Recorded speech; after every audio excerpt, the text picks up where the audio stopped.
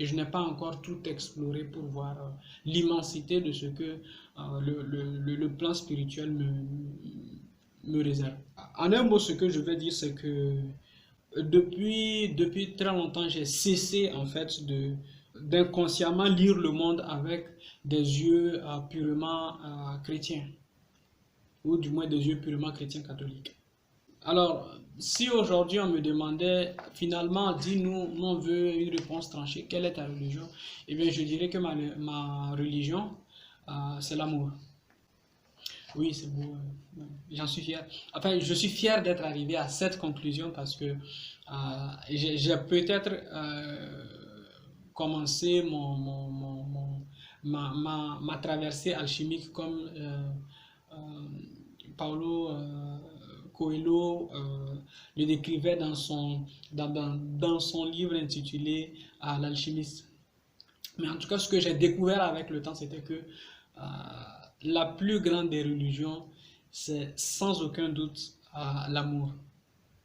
Et je ne m'en tiens qu'à ça. Quelle que soit la pratique spirituelle que je vais faire, je vais d'abord la faire à partir de l'amour.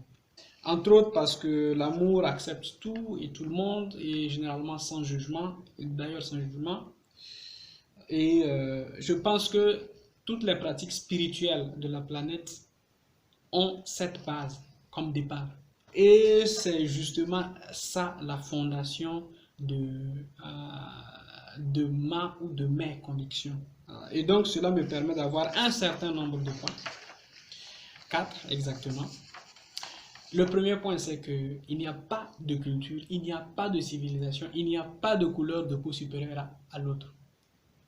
J'ai eu l'expérience de le faire à travers l'Afrique centrale notamment, l'Afrique australe et l'Afrique de l'Ouest.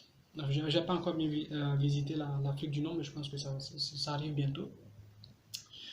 J'ai eu la possibilité de vivre cette expérience en Russie, que ce soit à Moscou, à Nizhny Novgorod ou dans les autres endroits que je ne veux pas citer, mais où j'ai été invité chez des gens de provenance différents, qui viennent d'endroits différents. J'ai eu à faire cette expérience en France. J'ai vécu principalement dans 2 villes. J'ai eu à faire cette expérience en Belgique où j'ai été également, à Bruxelles notamment.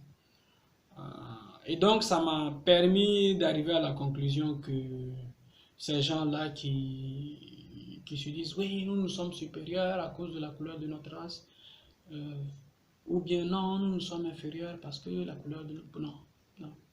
C'est une forme de déni pour ces gens-là. Là, il n'y a pas un humain qui soit supérieur ou inférieur. Il n'y a que nos convictions et notre approche du monde qui nous induit en erreur d'une façon ou d'une autre dans notre façon d'interpréter le monde, d'interpréter les choses que nous avons devant nous. Deuxièmement, ce que j'ai retenu, c'est que aucun peuple n'est plus intelligent que l'autre.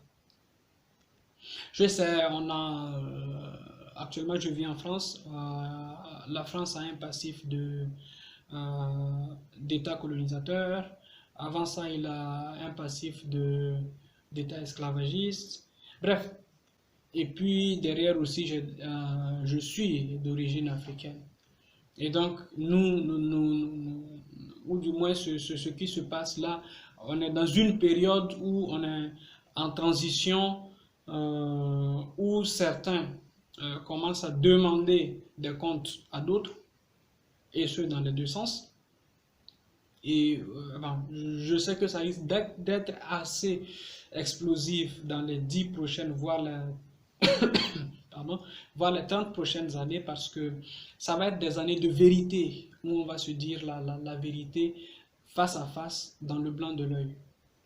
Et puis, comme je le disais plus tôt, aucune couleur n'est plus belle ou plus élégante que l'autre. Et je tiens à saluer au passage la Miss Univers de l'Afrique du Sud. Beaucoup d'amour. Et enfin, le dernier point, c'est qu'aucun continent n'est plus dynamique que l'autre ou mieux loti que l'autre.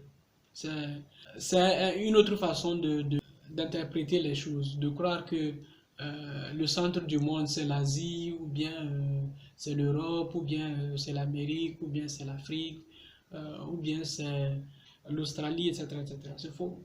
Il n'y a pas de centre du monde existant.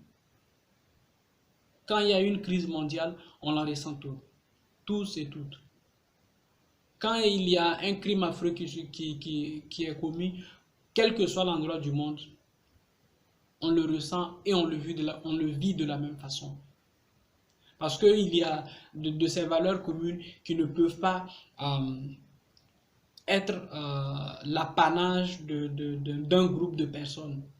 La douleur n'est pas l'apanage d'un groupe de personnes. Le chagrin, la tristesse, l'amour, la joie, le bonheur, ce n'est l'apanage d'aucune culture, d'aucune civilisation.